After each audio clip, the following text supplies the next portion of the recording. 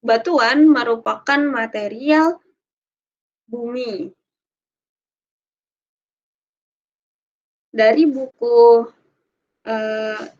Geomekanik for Dummies atau Geomekanika untuk orang awam gitu ya, di sana disebutkan bahwa batuan itu seperti apa, kenapa dia punya sesuatu, punya interaksi atau punya stres dan strain sehingga kita bisa ngukur seberapa besar stres dan strain-nya, terus untuk menghindari kesalahan dalam pembangunan atau kesalahan engineering. Nah, kita perlu tahu basic atau dasar batuan itu sendiri apa. Nah, kira-kira nih kalau dari teman-teman tidak melihat dari bahasa Inggris di sini gitu ya, batuan itu atau batu itu apa sih sebenarnya yang kalian ketahui gitu? Kalau kita ngomong batu, apa yang di benak kalian? Ya, boleh. Sultan. Izin menjawab Bu, sebelumnya perkenalkan nama saya Sultan Fahri dengan NIM 122120072. Kalau misalnya kita tanpa memperhatikan dari aspek geologis ataupun aspek yang lainnya, batuan itu merupakan suatu material yang tersusun atas gabungan-gabungan dari material yang lain. Nah, kalau misalnya kita menambahkan dari aspek geologisnya sendiri, itu terdapat dua jenis perbedaan batuan ya Bu ya, dimana kalau untuk batuan itu ada batuan yang sifatnya itu memang pure gabungan dari beberapa mineral yang tercipta dari magma, ataupun batuan yang memang tercipta dari gabungan batuan-batuan yang lain yang tersedimentasi seperti batuan sedimen. Seperti itu Ibu.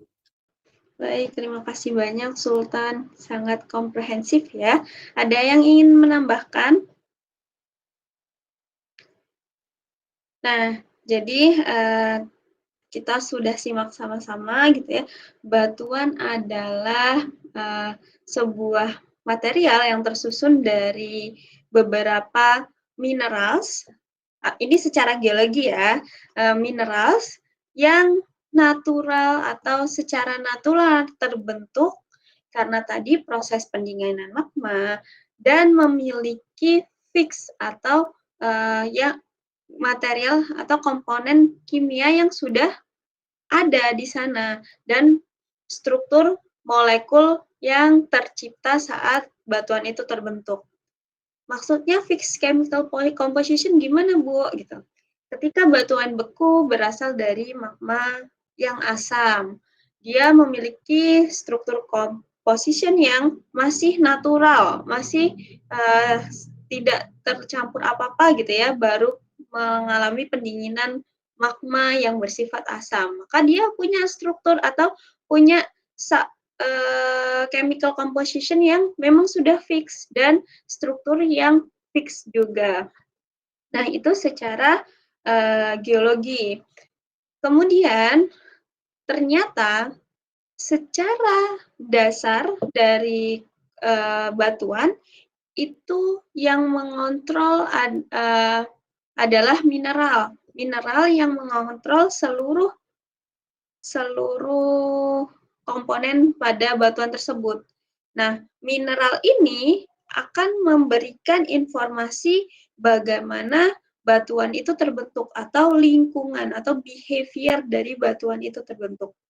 Tentu ya, ketika dulu kita belajar geologi, untuk mengidentifikasi batuan, maka kita mengidentifikasi mineral yang ada di batuan tersebut.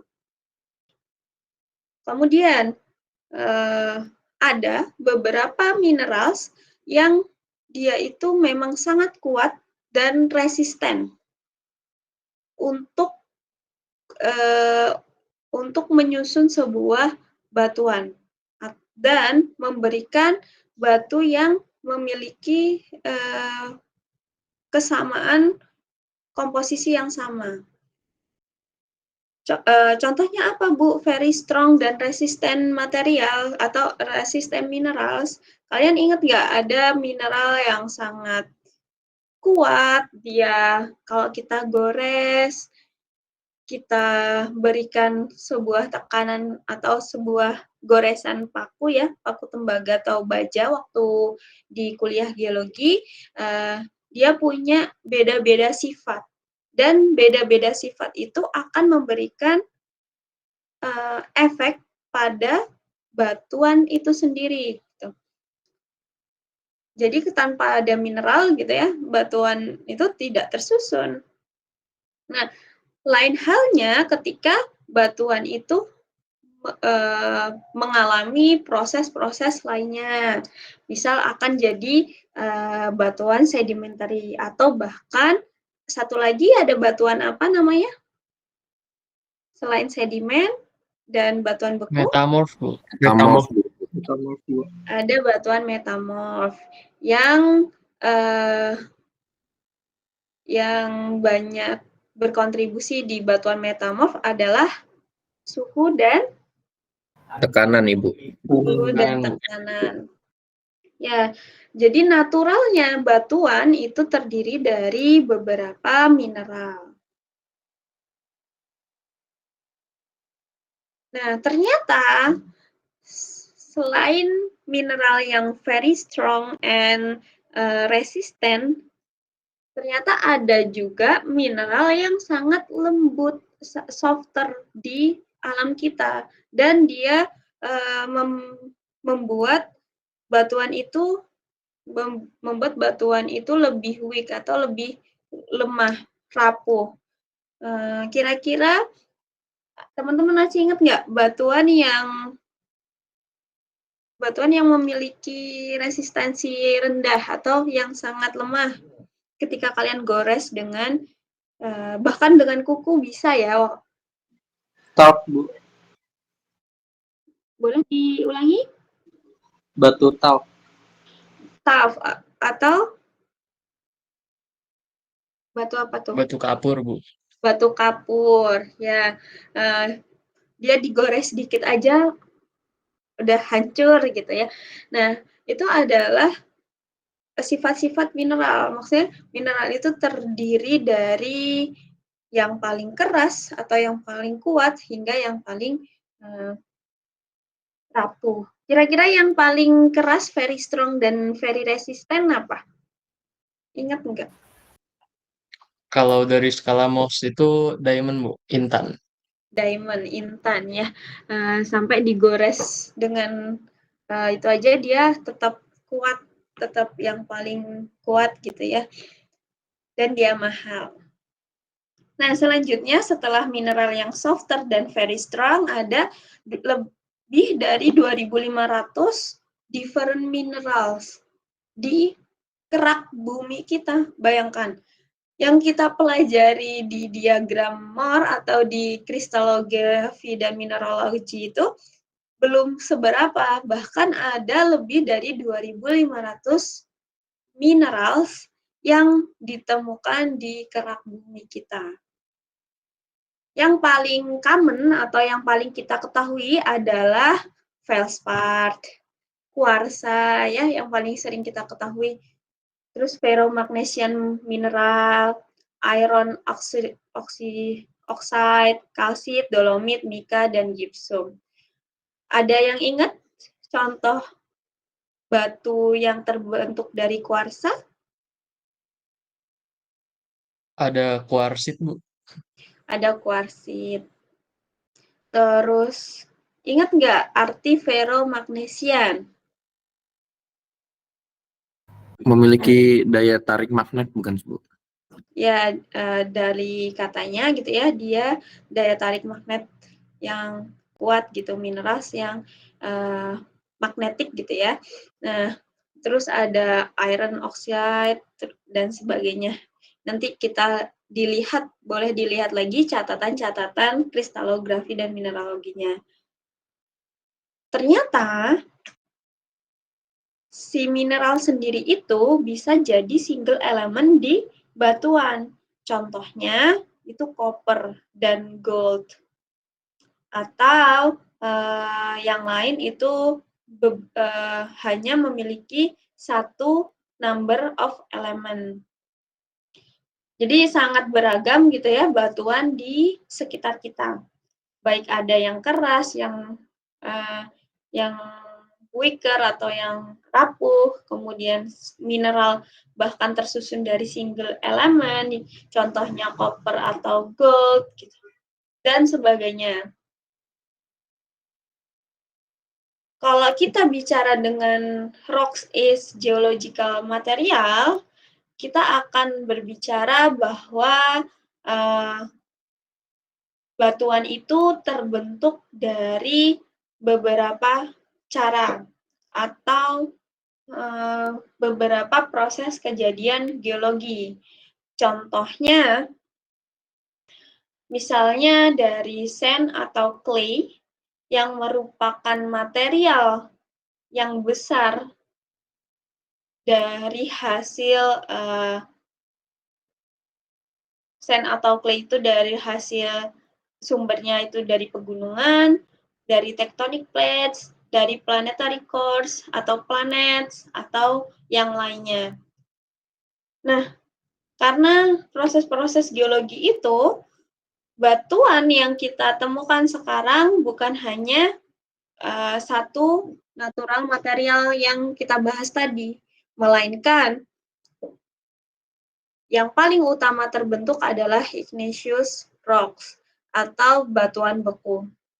Teman-teman masih ingat nggak bagaimana batuan beku itu terbentuk?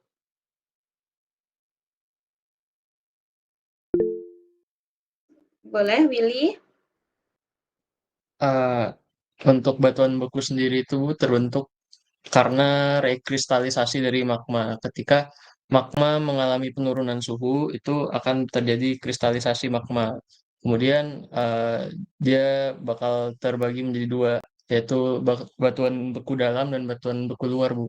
Batuan beku dalam itu dia yang terkristalisasi di dalam permukaan bumi, sedangkan batuan beku luar itu yang di luar permukaan bumi. Seperti itu, Bu. Oke, baik. Terima kasih, Willy. Nah, tadi ada batuan beku merupakan hasil dari kristalisasi magma atau pendinginan magma, baik itu ada di dalam atau di luar. Kira-kira ada nggak yang bisa membedakan batuan yang mendingin di dalam bumi atau di luar bumi itu punya sifat fisik seperti apa? Ada yang, ya, boleh. Mungkin Sultan dulu ya. Tadi Sultan raise hand di pertanyaan sebelumnya. Nanti Latif. Silakan. Mungkin Latif dulu aja, Bu. Tadi kan saya sudah tadi, Bu. Latif aja Oh dulu. iya, ya udah Latif dulu. Silakan Latif. Ciri fisik perkenalkan, nama saya Ahmad Zulmi dengan NIM 122120026, Bu. Ciri fisik dari batuan beku yang terbentuk di dalam yaitu kalau di dalam itu memiliki fragmen mineral itu lebih kasar, jadi bentuk fragmen mineralnya itu lebih terlihat, Bu. Sedangkan untuk yang terbentuk di luar itu kan karena terbentuknya secara cepat sehingga pembentukan dari kristal mineralnya itu terbentuk tidak sempurna, Bu, sehingga tidak memiliki bentuk kristal yang cukup nampak terlihat, Bu. Ya, Bu. Baik, terima kasih Latif. Ya, jadi dari proses pendinginannya itu karena kan kalau di dalam suhunya lebih lama gitu ya, maksudnya antara suhu magma dengan suhu yang di dalam bumi itu tidak terlalu signifikan berbeda. Dan ketika di keluar, maka suhu yang sangat jauh perbedaan tersebut membuat pendinginan atau proses kristalisasi magmanya lebih cepat. Sehingga kita bisa lihat di struktur yang terbentuk atau kristalisasi magmanya itu seperti apa. Ada yang ingin menambahkan mungkin, Sultan? Izin menambahkan, Bu, terkait batuan beku, itu tadi kan dari Willy sendiri dan Latif menjelaskan dari sisi aspek jenis pembekuan di bagian luar permukaan ataupun di dalam permukaan. Kalau dari saya itu lebih ke arah sifat dari magmanya itu sendiri, di mana sifat magma juga menentukan kristal apa, maksudnya mineral apa yang terkandung dalam batuan tersebut.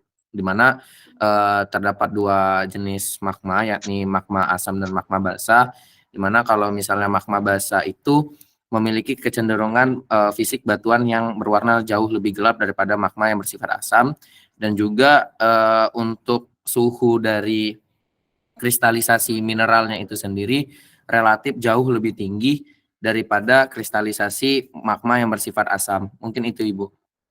Baik, terima kasih banyak Sultan atas tambahannya. Ya, jadi selain proses pembukuan magma itu sendiri, ternyata nih ada aspek lain, yaitu dari mana magma atau sifat apa yang magma miliki gitu. Ternyata ada sifat asam dan sifat basa. Ketika sifat asam, ternyata dia suhu pendinginannya lebih rendah dibandingkan basa dan dicirikan dengan warna mineral yang akan terbentuk. Jadi ternyata batuan beku sendiri punya aspek yang banyak yang bisa kita cari tahu ketika kita mendeskripsikan sebuah batuan.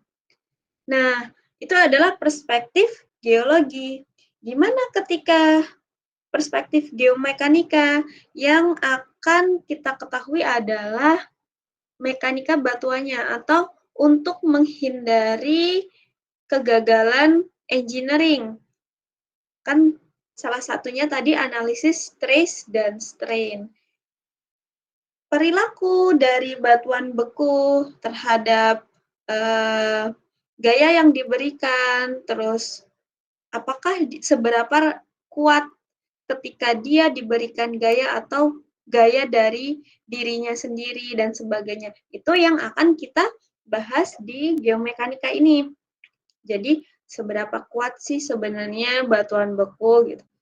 Yang tadi kita bahas adalah kekuatan mineral kan, terus ketika udah tersusun jadi batuan beku atau tersusun saja sebagai batuan, itu bagaimana treatment kita sebagai engineer untuk meminimalisir kegagalan proyek atau supaya proyek kita lancar. Nah, itu PR ya buat kita, nanti kita jawab di pertemuan selanjutnya. Kemudian sedimentary rocks. Teman-teman ada yang masih ingat gimana proses pembentukan sedimentary rocks? Nif, silakan Nif. Baik Bu, untuk sedimentary rock ini biasanya terbentuk dari pelapukan atau sisa-sisa batuan yang tersedimentasi. Dari sebelum tersedimentasi biasanya sumber sedimennya itu berupa batuan ataupun tumbuhan, itu biasanya terjadi pelapukan dulu, kemudian tertransportasi ke daerah cekungan, kemudian baru tersedimentasi Bu, seperti itu. Oke, terima kasih. Panjang ya prosesnya. Silahkan tadi Haikal ditambahkan. Izin Bu, mungkin kalau dari saya juga nggak jauh berbeda dari Hanep. Batuan sedimen itu merupakan proses pembentukan batuan sedimen sendiri itu merupakan proses pembentukan yang dialami oleh batuan beku ataupun batuan metamorf yang mengalami pelapukan hingga materialnya terpisah, terbawa oleh fluida ataupun oleh aktivitas geologi lainnya sehingga terendapkan di suatu wilayah yang sama, Bu. Oke, terima kasih Haikal dan Hanif.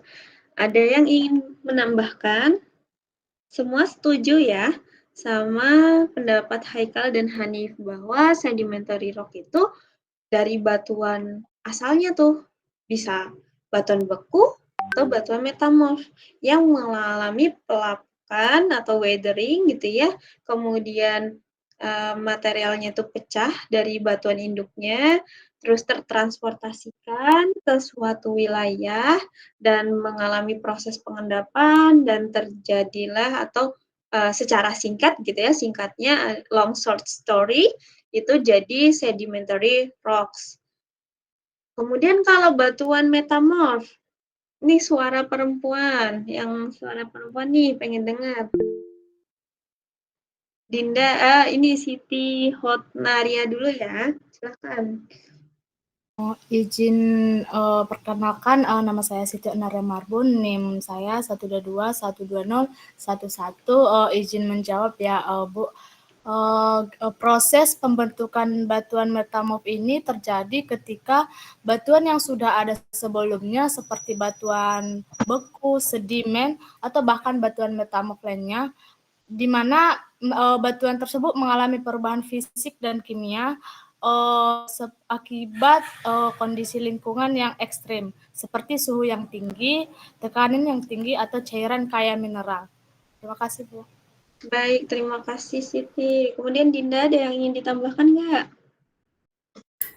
Untuk keseluruhan dari Siti Hotnaria tadi udah menjelaskan semuanya, Bu. Jadi dari metamorf itu terbentuknya dari batuan sebelumnya, entah itu batuan beku atau batuan sedimen yang memiliki perubahan bentuk atau perubahan komposisi yang terjadi oleh tekanan dan suhu tinggi, Bu. Oke, terima kasih. Sebentar ya, saya ambil casan.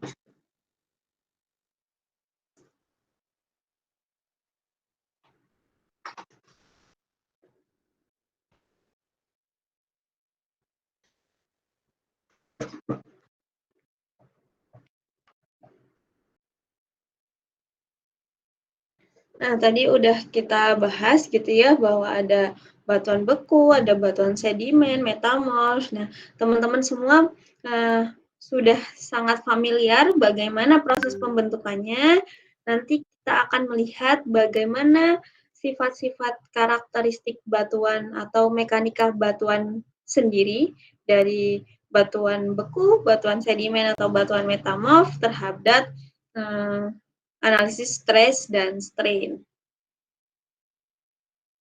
Nah, sebetulnya kalau kalian ingat lagi gitu ya, batuan itu punya siklus, ya nggak? Siklusnya dari magma, jadi batuan beku, kemudian terjadi weathering atau pelapukan, erosi, kemudian jadi soil atau sedimen, terus dia terendapkan di suatu wilayah, ada tekanan dan proses cementing atau proses perekatan itu, jadilah batuan sedimen. Terus batuan sedimen terkena high temperature atau terkena suhu tinggi dan tekanan tinggi, jadilah metamorf atau bahas contoh batuannya dari sandstone ke quartzite. Terus metamorf masuk ke dalam bumi, terjadi pelelehan kan, pelelehan menjadi magma, magma keluar, proses pendinginan dan pengkristalan, jadi batuan beku. Batuan beku bisa langsung kena high temperature dan pressure, kemudian melting, atau batuan beku yang melting bisa jadi keluar gitu ya, jadi sedimentary rock. Dan sedimentary rock bisa weathering, erosion, dan siklusnya tuh bisa muter, bisa bolak-balik. Nah, inilah siklus-siklus dari 3 batuan tersebut. Bu, bedanya batuan dengan tanah tuh apa ya, Bu? Ternyata batuan itu umumnya tersementasi atau kompak atau nempel, atau bayangkan kalau tembok di semen itu kan nempel ya satu sama lain. Nah, batuan tuh seperti itu. Kalau tanah atau soils itu jarang yang punya, atau bahkan bisa kalian lihat sangat tidak umum kalau tanah itu tersementasi atau dia berblok-blok gitu. Kemudian batuan itu punya porosity yang rendah dibandingkan tanah. Jadi kalian bisa uji coba tuh, kalian punya tanah, terus kalian punya batuan. pasti porositasnya lebih tinggi tanah dibandingkan batu. Nah, kalau batuan kita bisa menemukannya di proses alterasi atau atributnya. Kalau tanah itu adalah efek dari pelapukan. Terus dia punya variabel yang lebih rendah, atau bahasa lainnya itu ketika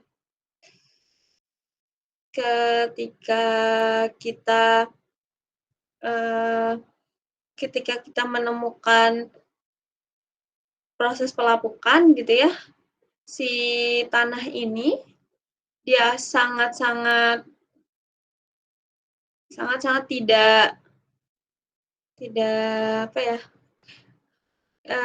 kayak kita tuh tidak pernah membayangkan kalau itu tanah gitu, less variable. Ya pada intinya si tanah itu bisa dihasilkan dari proses pelapukan batuan. Terus rock mass atau berat rocknya itu kadang tidak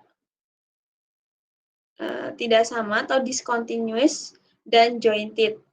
Soil itu represented as continuous, atau kalau tanah kan tetap tanah gitu, kalau si batuan itu akan ada proses-proses lain sehingga tidak terjadi kontinuitas atau berkelanjutan. Kalau batuan itu kompleks, kemudian generally unknowable stress histories. Jadi batuan itu sangat kompleks atau rumit gitu ya, sampai kita aja kadang susah untuk mendeskripsikan batuan itu dari mana kalau cuman tahu batuannya doang. Maksudnya kita nggak bisa state bahwa oh batuan ini dengan mudah gitu ya ngomong kalau dia dari proses subduksi atau proses pengangkatan lantai samudra dan sebagainya gitu. Itu tidak mudah untuk mendeteksi stres pada batuan itu dengan hanya lihat bentuk batuan atau deskripsi secara geologi tadi. Maka dari itu, untuk mengetahui stres history, kita perlu adanya namanya laboratory test, in situ test, dan word stress. Kemudian di batuan, ini nanti kalian akan mengetahui principal stress ya di pekan keempat. Di batuan itu is vertikal. Kalau soils itu majornya atau yang paling banyak adalah principal stress yang vertikal. Kalau di rock itu minor atau lebih kecil. Discontinuities in rocks itu ada fractures and joints. Kalau di batuan di tanah kan nggak ada ya tadi discontinuitiesnya. Kalau di rocks itu ada fractures and joints. Fractures itu apa, Bu? Itu rekahan. Kalau join, teman-teman ingat nggak join? Kekar, Ibu. Apa? Boleh diulangi? Kekar bukan, Ibu? Kekar, ya. Fracture itu rekahan, join itu kekar. Ini contoh gambarnya, nanti kalian pasti familiar gitu ya waktu ekskursi geologi atau di geologi waktu itu. Tujuannya apa, Bu? Kok kita harus tahu discontinuities in rocks untuk belajar geomekanika? Tentu. Kenapa? Ketika kalian akan mendirikan sebuah bangunan di sekitarnya punya fractures atau rekahan atau kekar, maka itu akan membuat kalian gagal atau susah untuk, atau ketika sesuatu terjadi, gempa bumi atau yang lainnya, maka si batuan atau si discontinuous rocks ini akan mempengaruhi apa yang ada di atasnya atau bangunan yang ada di atasnya. Nah, untuk itu kita perlu tahu pengukuran stress dan strain di fractures and joint. Kemudian patahan. Mungkin patahan teman-teman sudah lebih familiar gitu ya. Ada patahan, mungkin kalau teman-teman lagi ngambil sistem bumi atau sudah ngambil sistem bumi, ada beberapa tipe patahan. Kalau ini gambar A itu contoh patahan pada umumnya yang typically gitu ya. Ini ada lapisan di sini, ternyata di bawahnya lapisannya di bawah sini. Kira-kira ini patahan normal atau patahan reverse?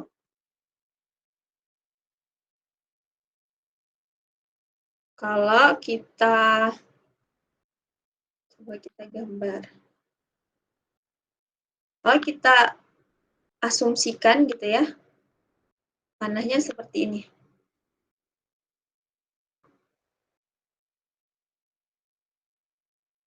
Ada yang bisa bantu jawab? Normal, Bu. Normal itu, Bu. Normal. Normal ya. Kita asumsikan di sini adalah hanging wall yang footwall-nya relatif turun. Terus sesar San Andreas. Nah, ini mungkin yang ngambil geodinamika juga udah tahu gitu ya, San Andreas Fault itu adalah jenis sesar geser. Dan patahan atau sesar atau faults itu relatif aman jika dia tidak bergerak, tapi tidak aman ketika dia bergerak. Tentu gitu ya. Bagaimana stres dan strain-nya, Bu? Atau bagaimana akumulasi energi di patahan? Itu akan kita tilik dengan kacamata geomekanika. Terus selain itu ada fault. Ini fault batuan ya. Coba kita gambar. Nah, itu kalau kalian punya buku, kalian lipat, kan akan menghasilkan sesuatu. Nah, kira-kira kalau folding gitu ya, atau lipatan ini, itu kan ada gaya-gaya yang bekerja nih. Mungkin dari kanan kiri, atau kalau lipatannya vertikal dari atas bawah, dan sebagainya. Itu features discontinuities di batuan. Ini bedding plane, atau ini kalau nggak kelihatan, ini tuh layar-layar gitu, atau disebut bedding. Nah, itu juga discontinuities. Oke. Udah slide terakhir. Ada yang ingin didiskusikan sampai sini?